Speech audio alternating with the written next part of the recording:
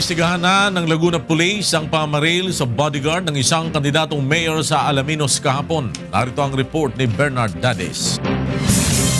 Inilabas na ng Laguna Police ang kopya ng video ng pamamaril sa tauhan ng isang kumakandidatong alkalde sa palengke ng Alaminos kahapon.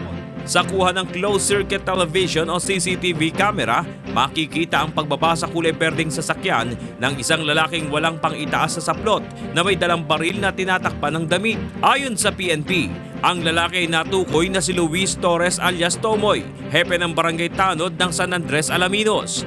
Nakita rin sa video ang pamamaril ni alias Tomoy sa biktima si Joel Monzones na bodyguard ng kumakandidatong mayor ng Alaminos na si Lorenzo Boy Zuniga.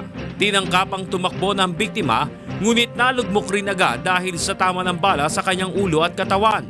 Rumisponde naman si PO2 Clover Joey Dorencio sa insidente at agad pinaputukan ng suspect. Naaresto ito matapos tamaan sa dibdib. May mga iba pang mga pananakot na ginagawa nitong taong ito sa lahat ng mga leader ko dyan sa Barangay San Andres. Hinaharas lahat ng mga leader na at mga gustong sumuporta sa akin at sa tuwid na daan. Sa ngayon ay nagpapagaling pa sa ospital ang suspect. Sa ngayon, hindi pa namin malaman kung ano yung motive niya kasi hanggang ngayon nag-iimbestiga pa rin po kami. Pero later on, masasabi ko kung ano naging motive niya ng pamamaril niya.